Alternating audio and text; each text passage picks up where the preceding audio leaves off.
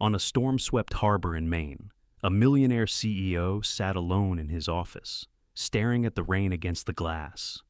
Ethan Caldwell had everything: success, power, a company built on his family's legacy. Yet, in that moment, he had never felt more isolated, until he noticed one light still burning in the secretary's wing. Grace Whitaker, a woman with secrets of her own, was still working long past midnight.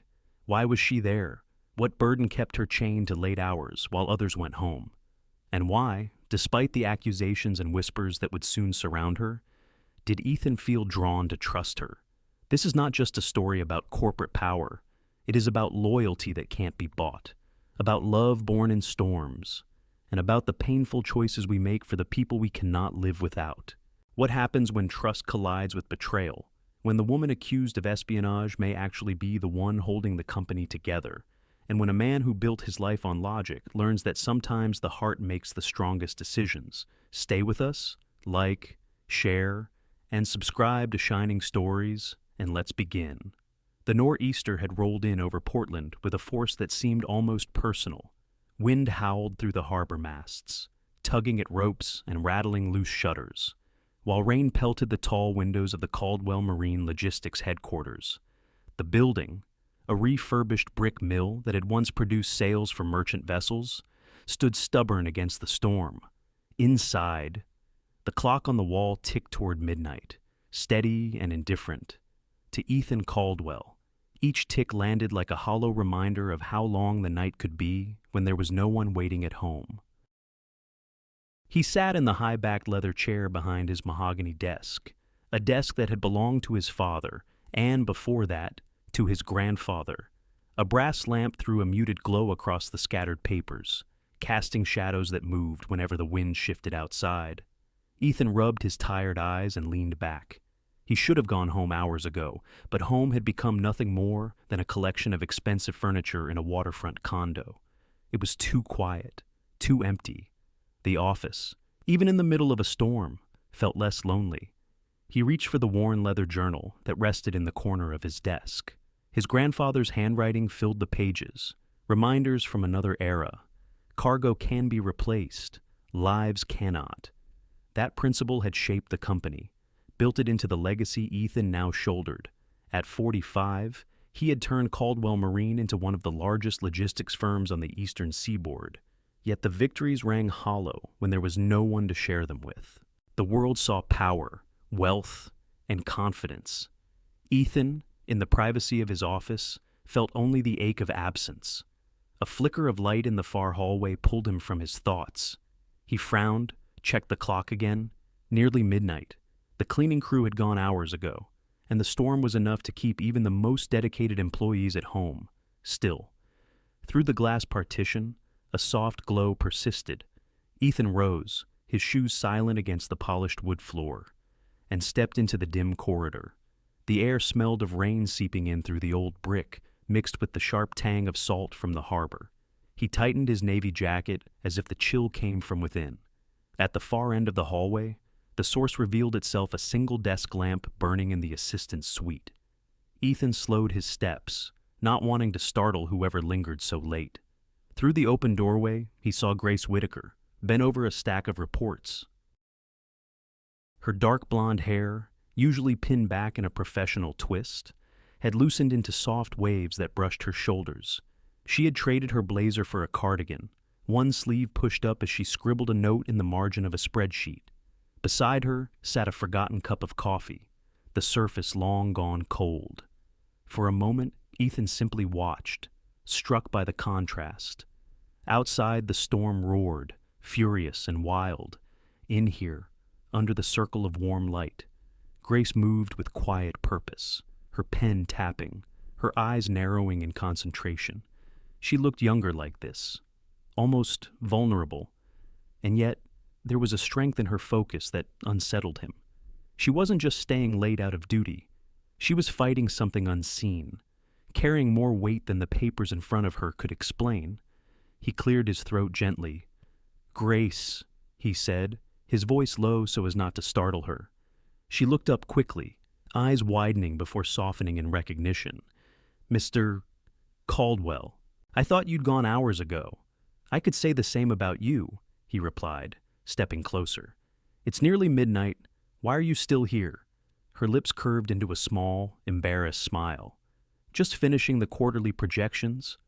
I lost track of time. Ethan studied her face in the glow of the desk lamp, the faint shadows beneath her eyes, the way her shoulders carried tension that no cardigan could soften. She was younger than him by a decade, but the strain etched lines of quiet resilience across her features. During the day, she maintained flawless professionalism, calm and efficient. Tonight, she seemed different, more human, more real.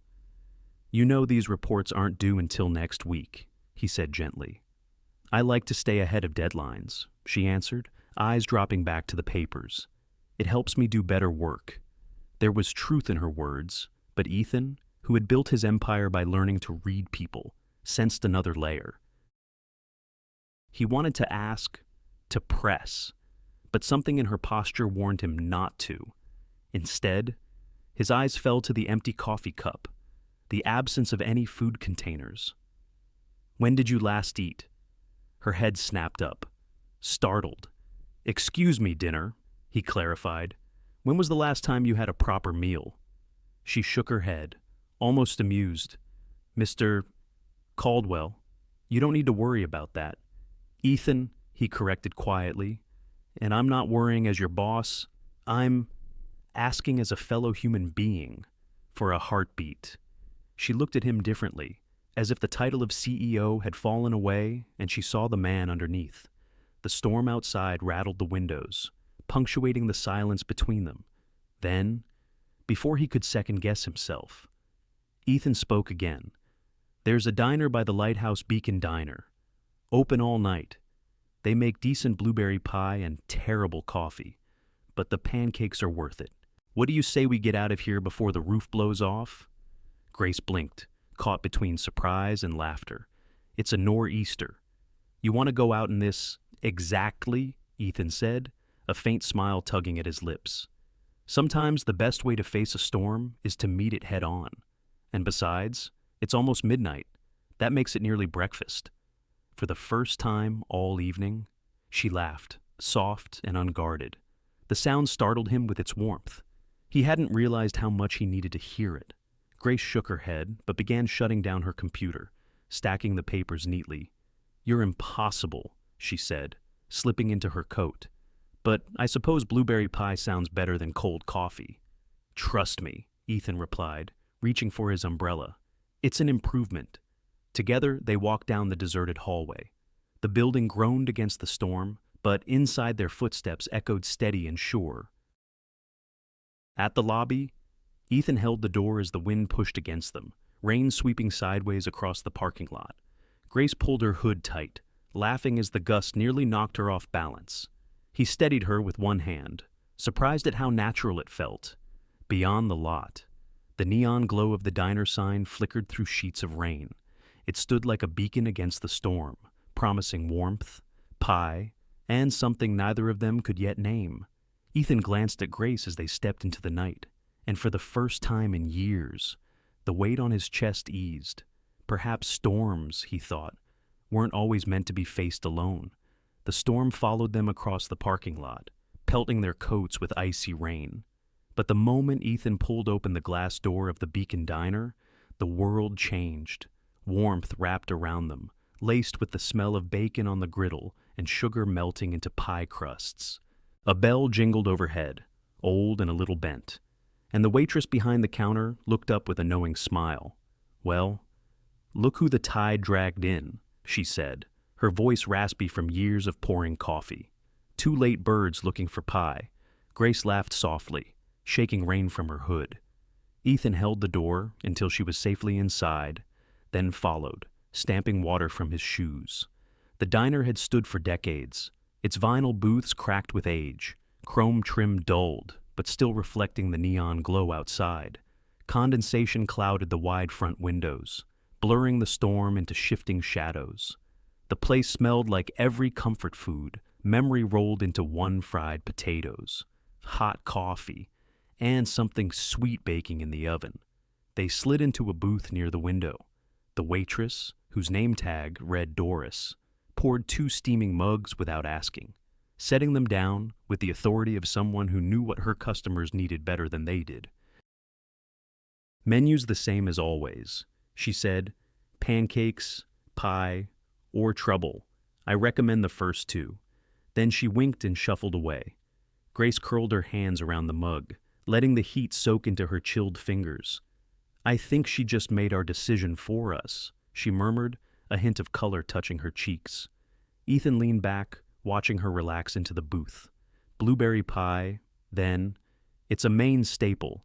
Their order came quickly, 2 slices of pie with golden crusts, sugar glistening across the top, and a dollop of whipped cream that melted into the warm filling. Ethan took his first bite, closing his eyes briefly as the taste carried him back to summers on the coast. Picking blueberries with his grandfather? He hadn't thought about those days in years. Grace ate more slowly, savoring each forkful. "I can't remember the last time I had pie," she said, her voice thoughtful. "Life has been more about hospital food and frozen dinners lately." Her words slipped out casually, but Ethan noticed the way her eyes dropped to the table. He set his fork down. "Hospital food?" She hesitated, then sighed, as if carrying the weight of silence had grown heavier than the risk of honesty. "My mother, Evelyn, she's at Maple Ridge Memory Care. Alzheimer's. Some days she knows me, some days she doesn't." Grace paused, twisting her napkin. "The costs are overwhelming.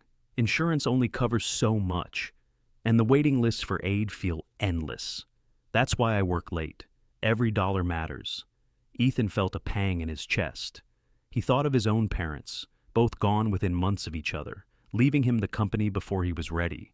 He had faced grief, yes, but not the grinding, daily burden of watching someone you love fade piece by piece.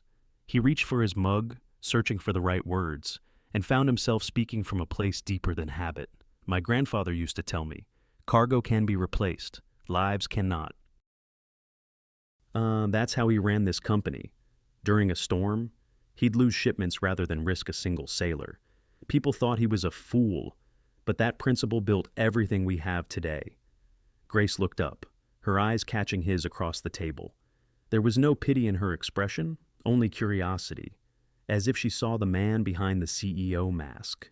"That's not the kind of story you usually find in corporate biographies." "No," Ethan admitted, a wry smile touching his mouth. "It doesn't sound impressive to investors, but it's what I remember. My father pushed expansion, global trade, numbers on a page. My grandfather cared about the crew who carried it all."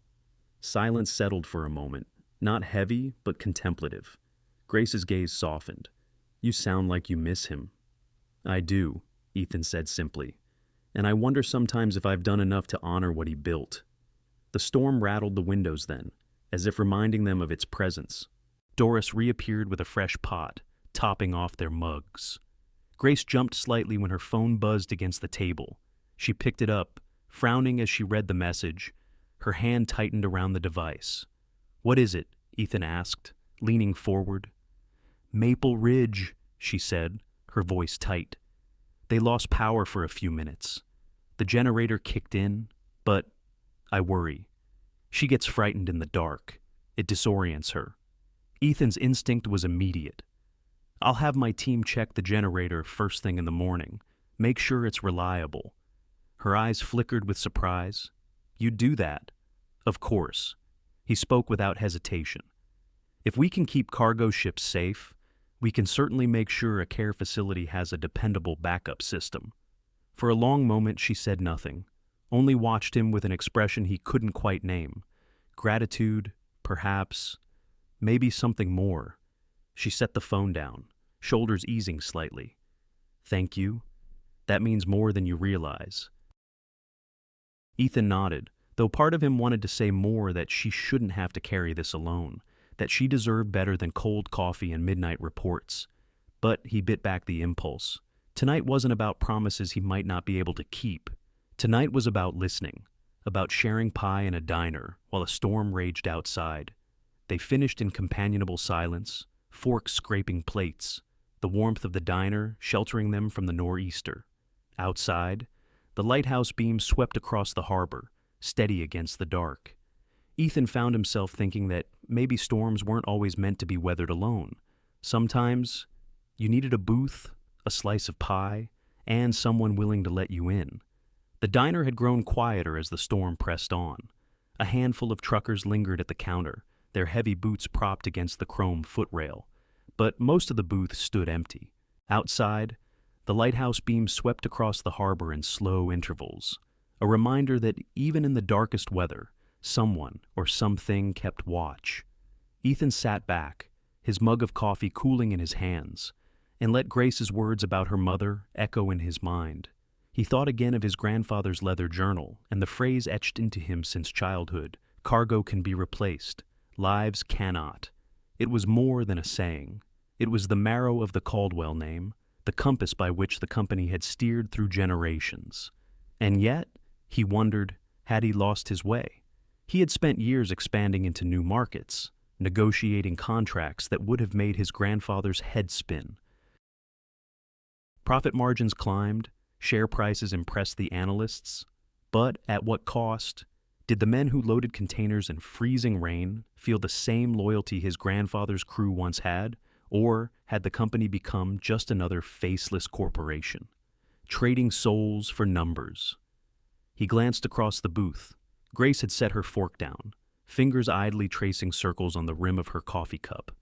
There was thoughtfulness in her expression, as if she carried her own unspoken ledger losses and sacrifices tallied quietly in the margins of her life. He cleared his throat. "You mentioned hospital food earlier," he said gently. "That struck me. You must spend a lot of time at Maple Ridge." She nodded, her eyes steady. "Every chance I get. They have activities, volunteers, but it's different when family is there. Even if she doesn't always know me, I think some part of her feels it. I can't not show up." Her voice softened. "I almost didn't take this job because of the commute, but the insurance, the schedule, it was the best option." Ethan tilted his head. "Almost didn't take it. What was the alternative?" A faint smile ghosted her lips, one without humor. "Wharton offered me a fellowship. I was supposed to start at a consulting firm in New York. They flew me out, put me in a corner office for a day, showed me what my life could look like. It was dazzling, intimidating, and impossible." She shrugged, though her eyes betrayed the sting of memory. "When my mother's diagnosis came, there wasn't a decision to make. I packed up, came back to Maine. I told myself maybe someday there'd be another chance, but someday hasn't come." Ethan let the words settle between them, heavy as the rain beating the diner windows. He recognized the cost of such a choice. He had lost someone he loved and inherited responsibility. She had surrendered her future so her mother wouldn't face decline alone. Two different roads, yet both paved with sacrifice. "You went to Wharton," he asked at last. Surprise evident. "And now you're here, managing my schedule and keeping my calendar from imploding." Grace's laugh was short but not bitter. "That's the polite version. Yes. But don't underestimate the calendar. It's more dangerous than it looks." Ethan smiled, though inwardly he felt a stir of unease. Her mind was sharper than most of the analysts he paid 6 figures. He had noticed her efficiency, her ability to digest complex documents without complaint. But hearing her speak of Wharton, of opportunities turned down, reshaped the image he had of her. She wasn't simply competent. She was extraordinary and deliberately hiding the full measure of it. He leaned forward, voice quieter. "Why didn't you tell me?" "Because it doesn't matter," she said simply. "This is the job I chose. This is what works for my life right now." Ethan studied her, searching for resentment and finding none, only resolve. Still, he couldn't ignore the sense that her talents were being spent in the wrong place. Or perhaps, he thought grimly, the wrong place for her, but the right place for him. She had become indispensable to him. And not just because she could anticipate which contracts he would flag or which meetings he dreaded. There was something steadier, something he hadn't realized he needed until tonight.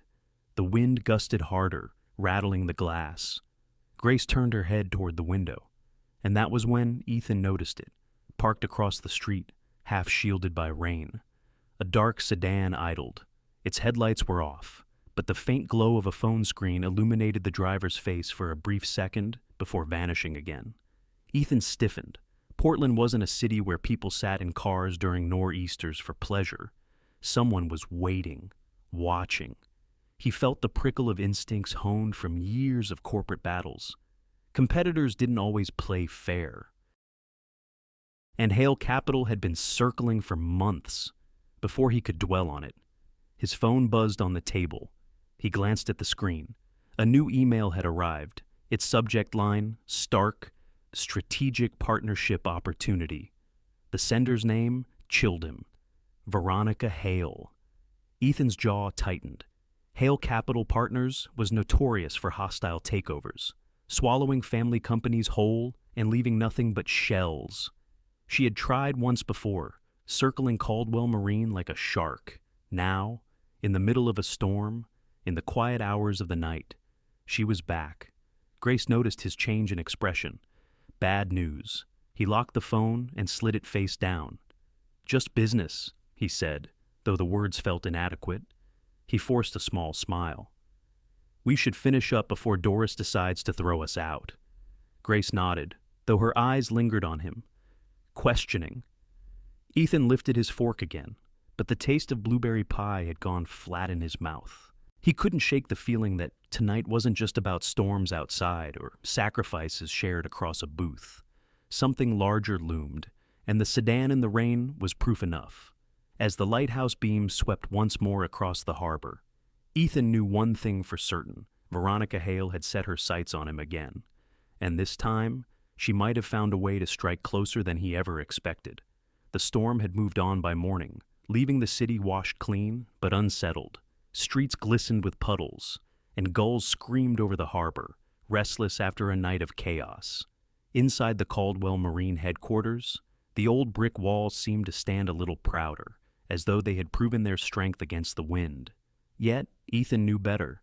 A building could withstand a gale, but rumors those crept in through cracks no mortar could seal. The boardroom smelled faintly of coffee and damp wool coats. Executives shuffled papers, their voices low, until Mark Ellison cleared his throat. At 52, Mark carried himself with the calm of a man who had weathered many storms. He adjusted his glasses and spoke with deliberate weight. "We've had a breach," he said. "Email correspondence between operations and benefits has been leaked. Nothing catastrophic, but enough to raise questions about how we handle insurance payouts and retirement funds."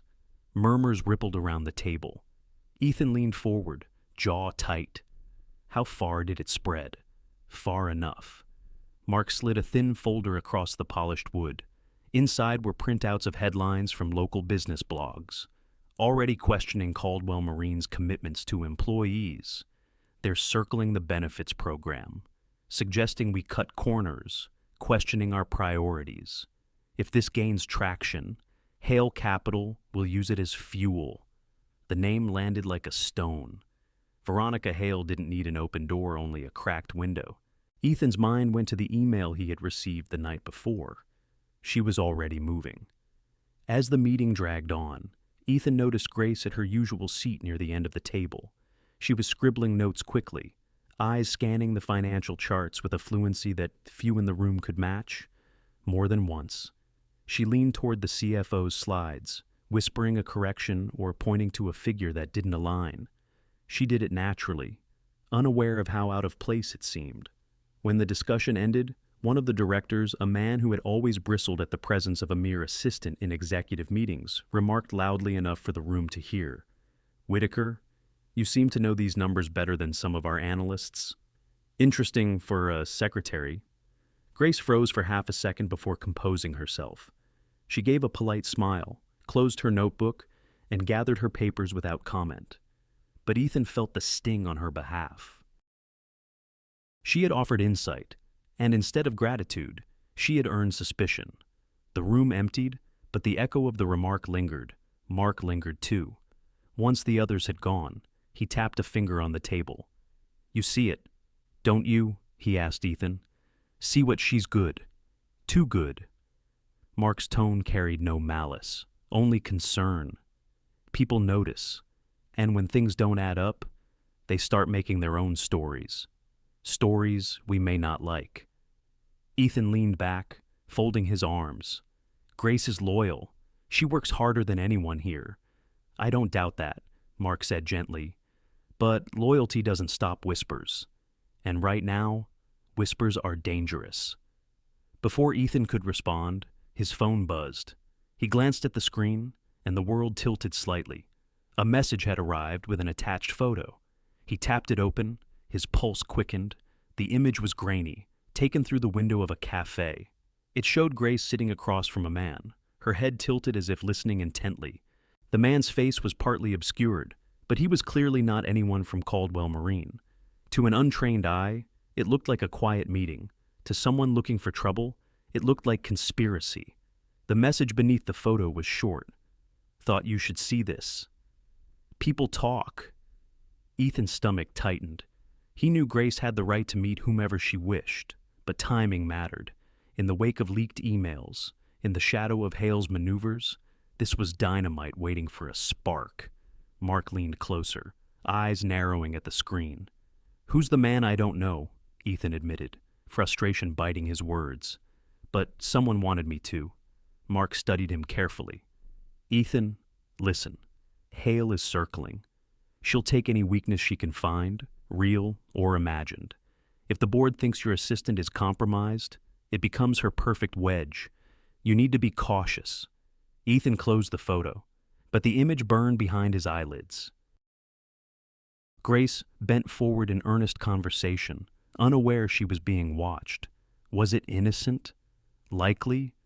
But could he afford to dismiss it when so much was at stake? His grandfather's words echoed, "Lives cannot be replaced." Yet the board would argue profits could, and Hale would exploit the smallest fracture to split the whole structure wide open. Mark's voice was quieter now, almost fatherly. Keep your distance, at least until we know more. Ethan nodded slowly, though every part of him resisted. Distance was the last thing he wanted. Grace had become a rare steady point in the noise, someone who reminded him of who he used to be. But Mark was right about one thing. Walls might stand against wind and water. But once cracks appeared, they rarely stayed small. As Ethan left the boardroom, he caught a glimpse of Grace across the lobby. She was adjusting a stack of files against her chest, her expression calm, unaware of the storm building around her. He hesitated, then turned away. For now, the distance would have to hold. A photograph could turn truth into suspicion if someone wanted it badly enough. That was the thought that haunted Ethan the next morning, when the tabloids lit up with headlines about a supposed spy in the CEO's office. The photo was the same one he had seen the night before Grace at a cafe, leaning across a table toward a man whose face remained half hidden. The grainy angle turned an ordinary conversation into something that looked like a clandestine meeting, now splashed across business gossip columns. The story had a life of its own. Mystery assistant caught, meeting insider, Wharton grad, or corporate plant. Ethan scrolled, jaw tightening. Each headline twisted the narrative further, painting Grace not as the woman who stayed late to review projections, but as a possible infiltrator sent to weaken Caldwell Marine from within. Worse than the articles were the comments beneath them. Anonymous voices speculated freely. She's too smart to be just a secretary. She's obviously after something. Others dragged Ethan into it, suggesting favoritism, even something more personal. It was cruel, unfounded, but it spread like oil on water. By the time Ethan reached the office, the air felt charged. Conversations hushed when he entered. Grace kept her head down at her desk, shoulders squared as though bracing against a wind that wasn't physical, but every bit as cutting. He wanted to cross the room, tell her not to look at the headlines, remind her of the storm they had already weathered together. Instead, he forced himself to keep walking. Mark was waiting in his office, folder in hand. "We've got a problem," he said flatly. "I noticed," Ethan replied, dropping into his chair. Mark laid the folder on the desk. Inside were more printouts, this time from social media. threads speculating about Grace's background, posts suggesting her closeness to Ethan compromised his judgment. "It's not just about her," Mark said. "It's about you. They're setting up the narrative of an office relationship. If that sticks, it becomes a weapon. Hale will use it to argue you're unfit to lead." Ethan rubbed a hand over his face. He could hear his grandfather's voice. "A captain's reputation is the keel of his ship. Lose that, and you sink." "She's not what they're saying," Ethan said, quieter. "I've seen her character. I know the sacrifices she's made. I don't doubt you," Mark answered gently. "But perception is its own reality in business. You're not just a man, you're a CEO. Every choice you make gets weighed as strategy. Even kindness can be twisted." The words landed heavy. Ethan leaned back, staring at the ceiling, caught between reason and memory. He remembered Grace's laugh in the diner, the way her hands trembled slightly when she spoke of her mother, the fierce steadiness in her eyes when she corrected an error in a financial report. Those were not the actions of someone looking to betray. They were the marks of someone carrying more than her share of burdens, and doing it with quiet grace. Yet here he was, watching her reduced to a headline, her worth questioned by strangers who had never met her. Silence stretched until Mark broke it again. "You need to make a choice. Either you create distance, or you prepare for a fight that will get personal fast." Ethan didn't answer right away. His phone buzzed on the desk, screen lighting with a new message. He reached for it, and his pulse jumped. It was from Veronica Hale. The subject line read, "Urgent meeting today." Attached was another photo. This one showed Ethan and Grace in the lobby 2 days earlier, standing close as they looked over a file together. To any bystander, it was innocent. Two colleagues reviewing work, but caught from the right angle, cropped tightly, it could be spun into something else entirely. The message beneath was simple. "You and I need to talk before the board draws its own conclusions." Ethan stared at the screen, a chill creeping into his chest. Hale wasn't just circling, she was striking. She had the means to amplify whispers into accusations, and she knew exactly where to press. Mark leaned over, reading the message. "She's tightening the net. If you meet her, she'll play every psychological card she has." Ethan exhaled slowly, eyes still on the photograph. He knew Mark was right. Veronica Hale was ruthless, brilliant, and patient. But avoiding her would not stop her. He set the phone down with deliberate calm. "Then I'll meet her," he said. Mark's brow furrowed. "Are you sure?" "Yes." Ethan's voice was steady now, though the storm inside him raged. "If she wants a psychological game, I'd rather face it head on than let her dictate the story. I owe that much to the company and to Grace." Mark studied him, then nodded reluctantly. "Just remember, Ethan, she's not coming to negotiate. She's coming to dismantle." Ethan knew it. And yet, as he looked across the office where Grace sat at her desk, head bent over her notes as though nothing had changed, he felt a resolve harden in him. Let Veronica Hale bring her photographs, her rumors, her poisoned offers. He would not abandon the people who had given him their trust. The storm outside had passed, but a different kind of storm was gathering, one that would test not brick and mortar, but loyalty and truth. Ethan straightened his shoulders. If Hale wanted a meeting, she would get one. Power had a way of disguising itself. Sometimes it shouted in headlines. Other times it arrived in quiet gestures, a polite smile, a manicured hand sliding a folder across polished wood. That morning, in a private meeting room at the Harbor Tower, Ethan faced Veronica Hale and recognized the most dangerous form of power, the kind that threatened while pretending to offer partnership. She looked immaculate as always, her tailored suit a dark shade that made her copper hair gleam beneath the overhead lights. She carried no briefcase, no stack of papers, only a small flash drive and a slim envelope, which she placed in the center of the table as though presenting a gift. "Ethan," she said warmly, as if they were old friends, "I appreciate you meeting me on such short notice." He didn't return the smile. "You made it sound urgent. It is." She tapped the envelope lightly. "Inside, you'll find photographs. Nothing scandalous unless one wishes to interpret them that way. You and your assistant, conversations too close, glances too warm, perfect fodder for tabloids and, unfortunately, for nervous investors. Ethan's jaw tightened, and the drive email fragments. Selective, of course, enough to suggest irregularities in your benefits program, enough to erode confidence. She leaned back, folding her hands gracefully. I don't create storms. Ethan, I simply point out the leaks in the hull. His chest burned with restrained anger. What do you want? Veronica's smile sharpened. Simple. Sell. Transfer majority control of Caldwell Marine to Hale Capital. In return, the photographs remain private, the emails forgotten, your reputation intact. Everyone wins. Her words were velvet, but the knife glinted beneath.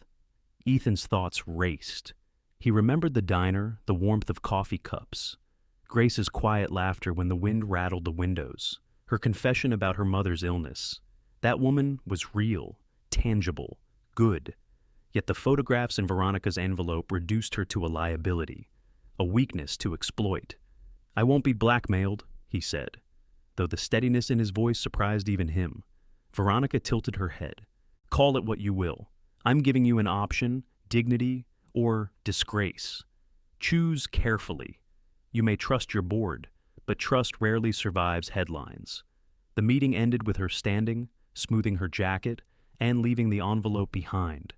Her perfume lingered after she was gone, cloying, like smoke after a fire. Ethan stared at the items on the table, his fists clenched. By afternoon, her threat had begun to take shape. News blogs circulated rumors of financial mismanagement. A columnist hinted at unprofessional entanglements in the executive suite. Investors began calling Mark, demanding reassurances. Caldwell's stock dipped, a visible bruise on the company's strength. Ethan tried to steady the ship. He called directors, reminded them of the company's record, promised transparency. But in the quiet moments between calls, he felt the foundation shifting. He could hear his grandfather's voice again, urging him to protect lives before cargo. Yet, what if the life most in need of protection now was Grace's late in the day? His assistant's office stood strangely bare. The framed photo of her mother was gone, along with the small potted plant that had always sat near her computer. He frowned, stepped inside, and found an envelope resting on the desk. His name was written in her careful script. He opened it slowly. Mr. Caldwell. It began. I can't allow myself to be the reason your company falls into ruin. Whatever the truth may be, perception is stronger than fact. I've become a liability, and that is something you cannot afford. Please consider this my resignation, effective immediately. The letter blurred as his eyes fixed on the closing line. Take care of them. Ethan, take care of the people. That's what matters most. A flash of movement outside the window caught his eye. Rain had returned, a sudden squall sweeping across the harbor. Down on the street, Grace hurried across the sidewalk, her coat pulled tight, her figure shrinking into the storm. She didn't look back. Ethan pressed the paper against the table, the ache in his chest spreading like the tide. He wanted to run after her, to tell her she wasn't alone in this fight, that he believed her no matter what photographs suggested. But his feet remained heavy. The company needed him in the boardroom, not on the street. By evening, he sat alone in the darkened meeting hall. The long table stretched before him, empty chairs lined like silent judges. The only sound was the wind pounding against the glass, rattling the frames as though the storm outside demanded entry.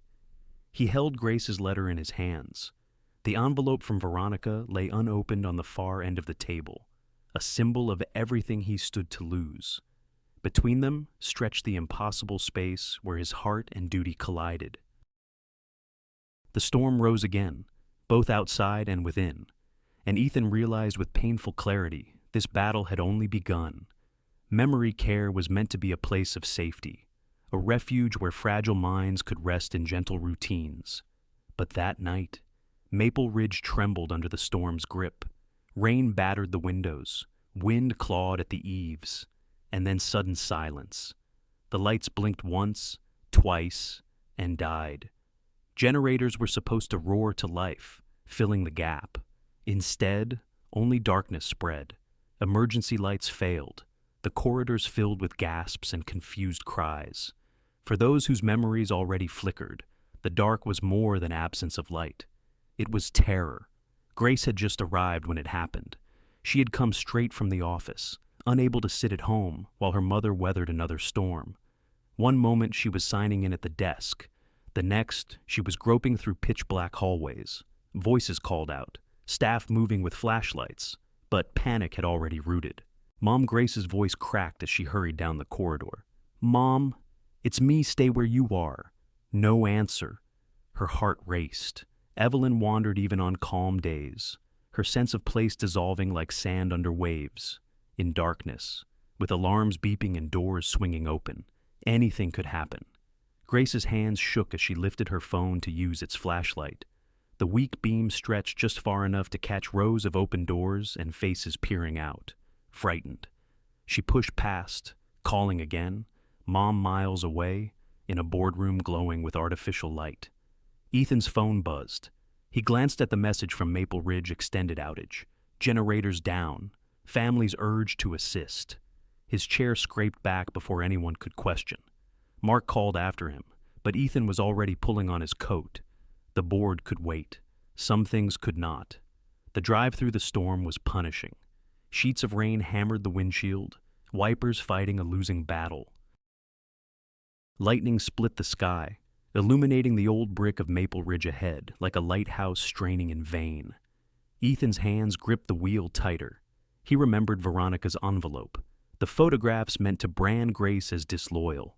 But no photograph could capture this. A daughter searching for her mother in the dark. Inside, chaos reigned. The lobby was dim, a few battery lamps casting weak circles of light. Staff hurried with blankets, flashlights, whispered reassurances. Ethan pushed through, his heart pounding. He called her name once, twice. Grace.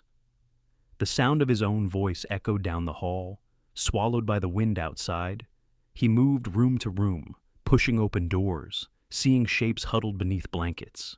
Some residents murmured to themselves, others cried softly. He felt the weight of every second.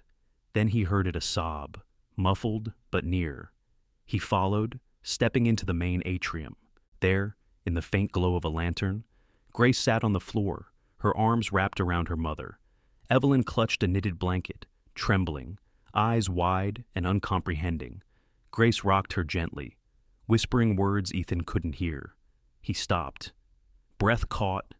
The image struck deeper than any accusation or rumor. Grace wasn't a spy, a liability, a headline. She was a daughter holding her mother against the storm. Grace looked up, eyes red, face pale with fear. She got confused, she whispered hoarsely. When the lights went out, she thought she had to go home. She nearly made it outside. Her grip tightened on her mother's shoulders. I couldn't lose her tonight. Ethan knelt beside them, taking off his coat and draping it around both women. He placed a steady hand on Grace's back. "You won't," he said firmly.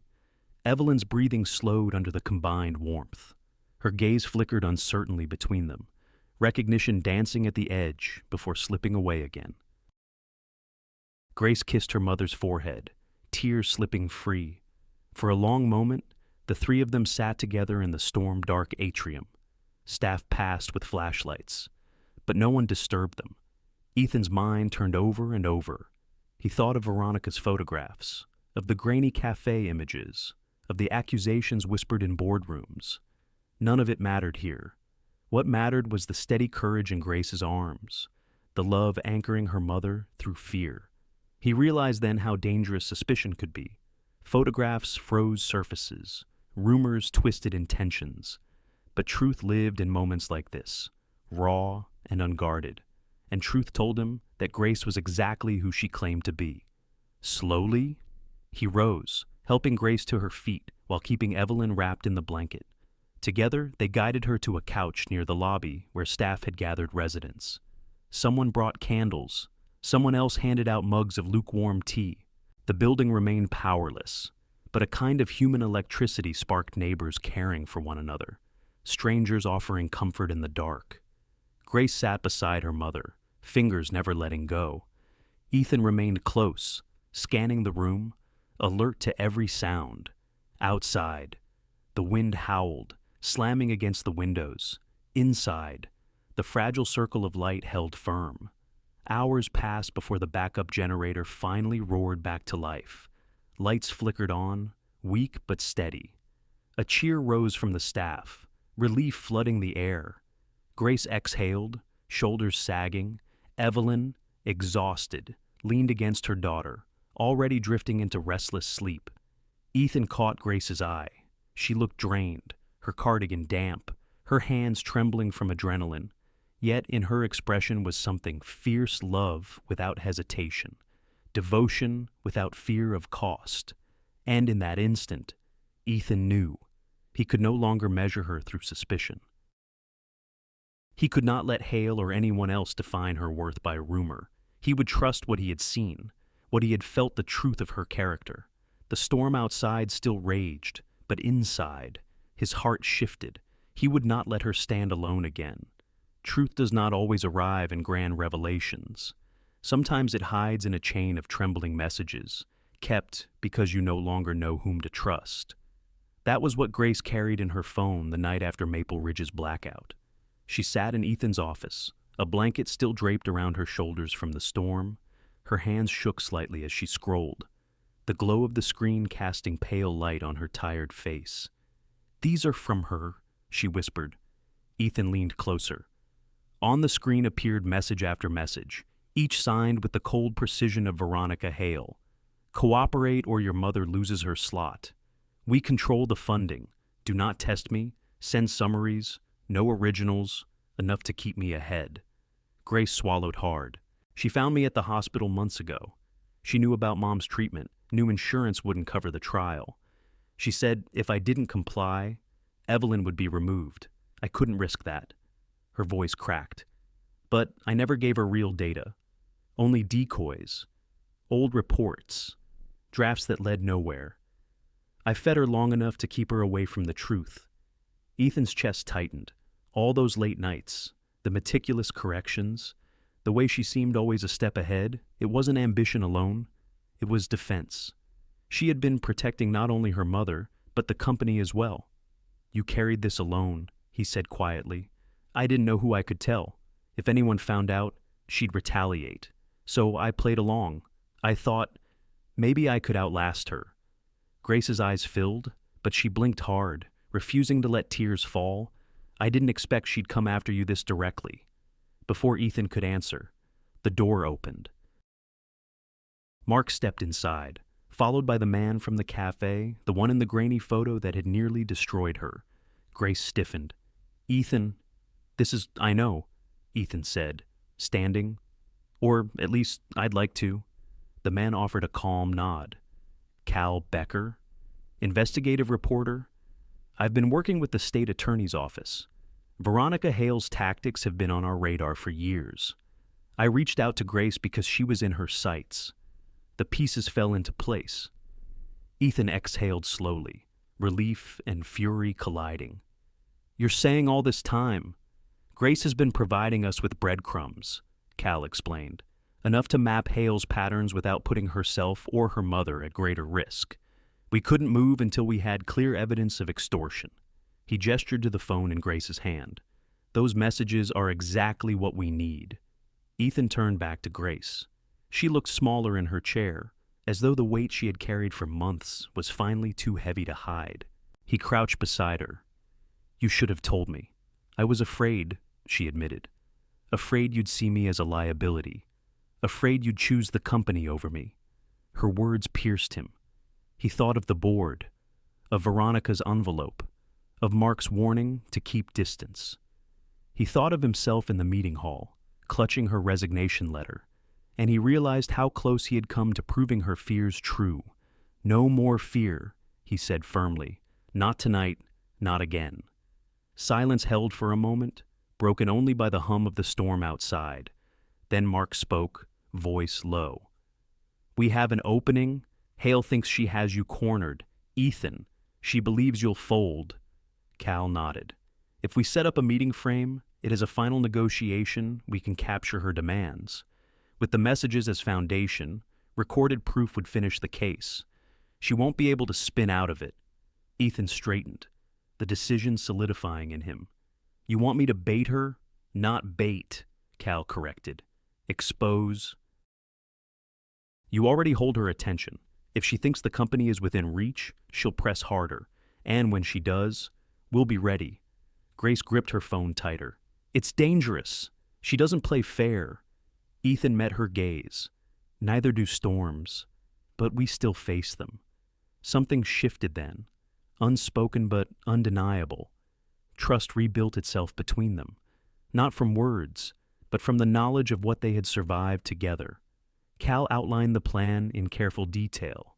Secure lines, hidden recorders, controlled environment, every precaution to ensure evidence was admissible. Mark emphasized the need for secrecy. Even a whisper among the board could ruin the trap.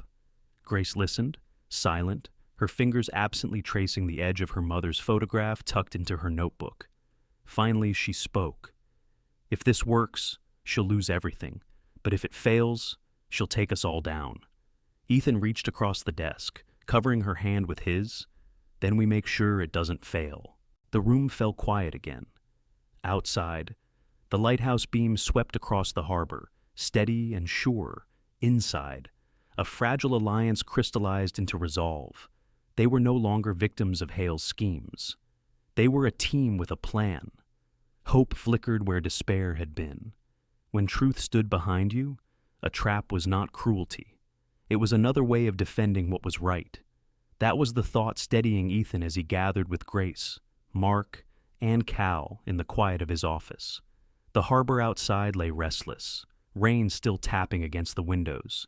But inside the room, a plan was forming. They laid it out step by step. Mark drew the framework on a notepad, his handwriting firm. Cal outlined the legal requirements, careful about admissibility. "Audio alone won't cut it," he said. "We need both voice and image, captured clearly, without a hint of entrapment. The state will do the rest." Ethan nodded. "Then we give her exactly what she wants. A meeting she believes will finalize the takeover." Grace shifted in her chair, hands folded in her lap. Her face was pale from exhaustion, yet her eyes carried a quiet fire. "She'll know it's too easy," she murmured. "That's the point," Cal said. "She trusts her own arrogance. She won't imagine you'd risk walking into the room again. But if you're there, she'll believe it's genuine." Silence followed. Grace looked down at her hands. "If I'm in the room, she'll use me. She'll say I'm proof of your weakness. She'll drag my name until there's nothing left." Ethan leaned forward, voice steady. "Then we make sure the record shows the truth, that you stood here not as her pawn, but as someone who chose to protect this company and your mother. Grace, you've already risked everything. I won't ask more unless you're willing." Her gaze rose to meet his. "I am," she said quietly. "If this ends her hold, I'll take whatever it costs." The words settled deep. Ethan felt the weight of them, heavier than any contract he had signed. He thought of his grandfather again, of the journal that lived on his desk. Without speaking, he pulled it close now, flipping to the back where blank pages waited. Slowly, carefully. He wrote 3 sentences. Cargo can be replaced. Lives cannot. People before profit. Stand firm in storms. He let the ink sink into the paper, a promise to himself as much as a reminder. Mark watched from across the table, then exhaled. "Tomorrow morning," he said, 10 o'clock, "she'll come expecting capitulation. Instead, she'll give us her confession." Cal added details, placement of cameras, timing of signals, coordination with the state attorney. Every step was rehearsed, every potential failure discussed. By midnight, the office felt less like a place of business and more like the deck of a ship readying for battle. Grace moved quietly among them, helping where she could, her calm focus grounding them all. Yet Ethan noticed the tremor in her hands when she packed away files, the way she lingered near her phone as though waiting for another message from Hale. He crossed the room, lowering his voice. "Are you sure you're ready for this?" She looked at him, eyes tired but resolute. "I've lived in fear of her for months. Tomorrow." I stopped running. Ethan nodded, pride and worry tangled in his chest. The hours slipped by in a haze of preparation. Wires tested, lights adjusted, every angle checked twice. At last, near dawn. Cal closed his laptop with finality. "We're ready. All that's left is her answer." It came sooner than expected. Ethan's phone chimed. He glanced at the screen, pulse quickening. An email from Veronica. 10 a.m. tomorrow. Your office. Final terms. She had taken the bait. The four of them exchanged looks. Relief, fear, determination all mingled in the quiet air. Grace released a breath she hadn't realized she was holding. Mark rubbed his temples, muttering. Then it settled. Ethan closed his grandfather's journal and placed it on the table. Then, tomorrow, we end this. The office, once heavy with suspicion and shadows, now hummed with a fragile electricity. Outside, dawn broke gray and uncertain, but inside they felt the ground steadying beneath their feet. The trap was set. The boardroom smelled faintly of polish and old wood, the kind of place where fortunes shifted with a single vote. That morning, it carried something sharper anticipation. Ethan sat at the head of the long table, journal tucked near his elbow. Grace sat a few chairs down, her back straight, face composed but pale. Mark occupied the seat opposite, notes ready.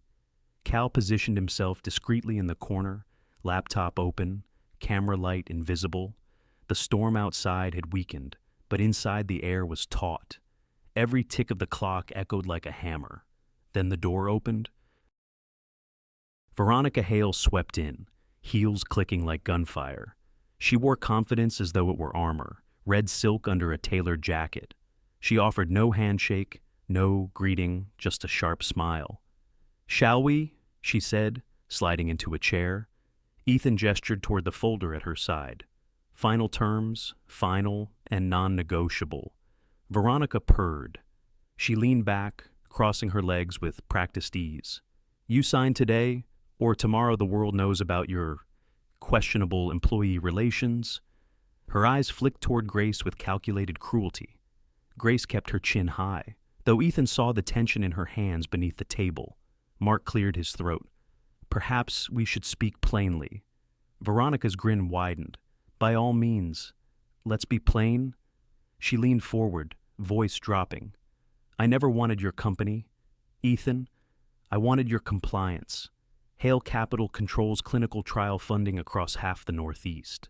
One whisper from me, and Grace's dear mother loses her slot. That's leverage you can't buy." The words hung in the air, sharp, damning, exactly what they needed. Cal's fingers moved quickly, subtle keystrokes marking the recording. The hidden cameras caught every angle, every word. Ethan forced his breathing to stay even. Inside, fury surged. But he remembered his grandfather's words, "Stand firm in storms." "You admit," Ethan said carefully, "that you used access to medical trials to pressure one of my employees." Veronica's laugh was like glass breaking. "Admit, darling, I boast. It's strategy. The strong use what they have. The weak whine about fairness." Mark tapped his pen once against his notebook, a prearranged signal. Cal hit send. Within seconds, the confession streamed in duplicate to secure servers, one copy landing in the state attorney's inbox. For a heartbeat, everything was silent. Then Veronica's smile faltered. She noticed the faint red light on a panel across the room. She saw Mark's steady gaze. She saw Ethan's calm. Realization struck. Her chair scraped back hard. "You think this will hold, I'll bury you in spin before noon. I'll call every outlet, leak every photograph. By the time your lawyers stammer, the world will see you compromised."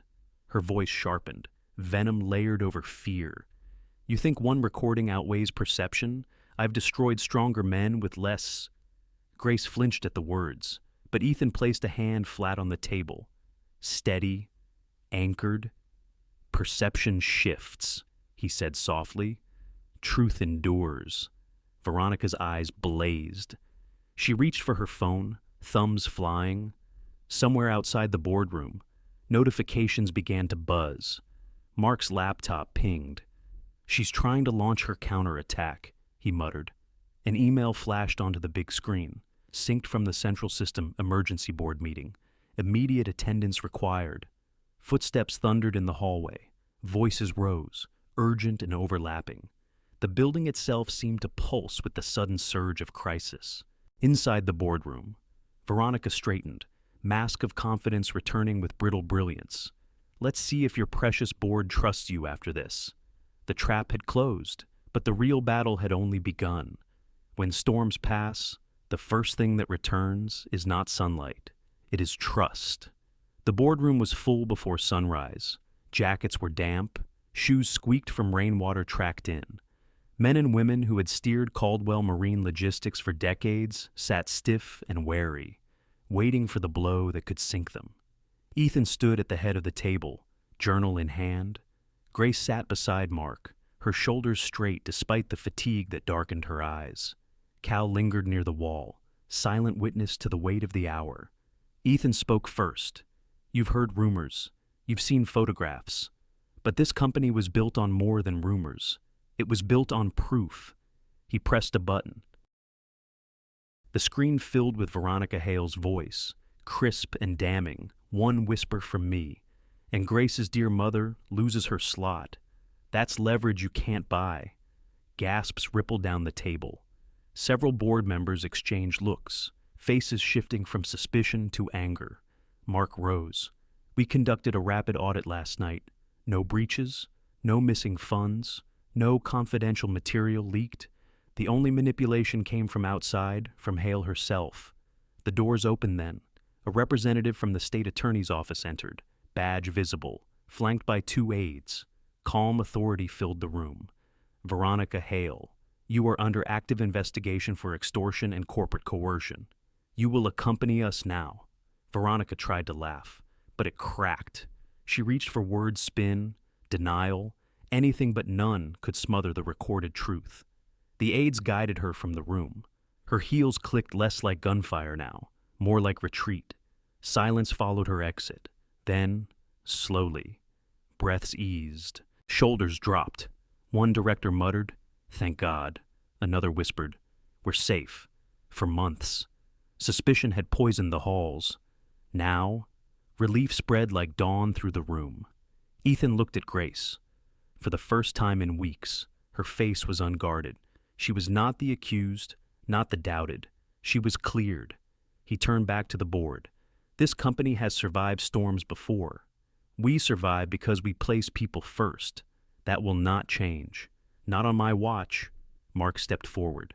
"In line with that, and for transparency, we are making adjustments to roles. Grace Whitaker will no longer serve as executive assistant, effective immediately. She becomes chief of staff, reporting directly to me. This ensures professional boundaries, while acknowledging her skill and loyalty." The announcement landed like steady ballast. A few board members nodded in approval. One leaned back, visibly relieved. The tension that had hovered between Ethan and Grace shifted into something steadier: respect, structure, dignity. Grace drew in a slow breath. She inclined her head toward the board. "Thank you. I won't take the trust lightly." Applause broke not loud, but sincere. A few even smiled, the sound of unity after fracture. Outside the tall windows, gray clouds began to thin. The storm had not fully left, but the horizon hinted at light. When the meeting adjourned, staff in the corridors exchanged quiet words, pats on the shoulder, nods of solidarity. People lingered near desks, not to gossip, but to reassure one another. The company had bent, but not broken. Ethan paused in the hallway, journal tucked against his side. He watched Grace move among her colleagues, listening, answering, steady despite the weight of what she had endured. There was no triumph in her face, only calm relief. He realized then that justice did not roar. It settled like dawn, soft, inevitable. restoring what storms had tried to tear away. The lighthouse beam cut across the water, pale against the gray dawn. It did not promise calm seas. It promised something else, a way home for hearts that had drifted too long. Weeks had passed since the storm of boardrooms and blackmail. Veronica Hale now faced the slow tide of legal process, court dates, depositions. Her name no longer carried fear, but caution, the kind reserved for those who had crossed too many lines. At Caldwell Marine, the mood shifted. Ethan announced a new fund, the Caregiver Trust, paid leave for employees tending to ill family members, financial counseling, support services. The idea came not from profit calculations, but from one night in a diner when blueberry pie and coffee had revealed truths numbers never could. Grace, now chief of staff, became the quiet architect behind these programs. She moved through hallways with a new steadiness. No longer hidden behind a secretary's desk, no longer shadowed by suspicion, people greeted her by name, not whisper. Yet the role that mattered most to her was not written on any letterhead. It was daughter. One Saturday, Ethan drove her and Evelyn to the rocky shore near the old lighthouse. The storm had long gone, but the sea still carried its restless rhythm. Evelyn wore a wool scarf, her eyes clear for once, focus sharp as the horizon. She reached for Grace's hand. For a fleeting moment, recognition lit her face. "Grace," she said softly, voice sure. "My Grace." Grace's breath caught. She had lived months for seconds like this. Tears gathered but did not fall. She squeezed her mother's hand, storing the moment like a jewel. Ethan stood a few steps away, watching the scene with quiet reverence. He knew the weight of it, the gift of it. Some victories could not be measured in contracts or court rulings. They lived in seconds of clarity between mother and daughter. Later, as the sun lowered, the three of them sat on a weathered bench overlooking the harbor. A thermos of coffee passed between them. A paper bag from the Beacon Diner held slices of blueberry pie. Grace laughed softly when she unwrapped the foil. "You remembered, I promised," Ethan said simply. They ate in silence, the kind that spoke of comfort rather than distance. The beam of the lighthouse swept over the water again, steady as breath. Ethan opened his grandfather's leather journal, placing it on his knee. The last page he had written remained visible. 3 lines. Cargo can be replaced. Lives cannot. People before profit. Stand firm in storms. Grace read them once more. She nodded. "That's what carried us through." He looked at her, the glow of the lighthouse reflecting in her eyes. "And what will carry us forward?" They did not rush. There was no declaration of forever. No need. They chose instead to walk slowly, keeping space for family, for healing, for boundaries that honored their work. Love, like trust, would not be forced. It would be tended. As the evening cooled, Ethan folded the journal, slipped it back into his coat. Grace tucked the last crumb of pie into a napkin for her mother, who had already drifted into a gentle doze. The sea sighed against the rocks. The lighthouse shone. In the end, there was no final battle, only commitment. Commitment to truth, to care, to holding steady when storms rose again. And as the beam swept one more time across the water, Grace whispered to herself, to her mother, to the company that had nearly broken but held, "There is always a way home." Life often reminds us that storms come in many forms, some outside our windows, others inside our hearts. In Ethan and Grace's journey, we see how fragile trust can be, and yet how powerful it becomes when earned through honesty and sacrifice. This story teaches us that real strength is not measured in wealth, titles, or the size of a company. It is measured in the choices we make when everything feels uncertain. Ethan could have clung to suspicion, but he chose faith in a person's character. Grace could have given in to fear, but she held to her duty as a daughter and as a professional. For those of us in later seasons of life, the lesson is clear. People come before profit, love before ambition, truth before appearances. When we carry these values, We not only protect those we love, but also leave behind a legacy that outlasts any storm. So, let us stand firm, like a lighthouse on the shore, imperfect, weathered, but shining, not to promise calm seas, but to guide others home with the steady light of compassion and courage. Thank you for spending your time with us and walking through this story of storms, loyalty, and love. If it touched your heart, we'd be so grateful if you could like this video, share it with a friend, and subscribe to Shining Stories. Your support helps us keep bringing more heartfelt tales that remind us of what truly matters. Stay with us, and let's keep the light shining together.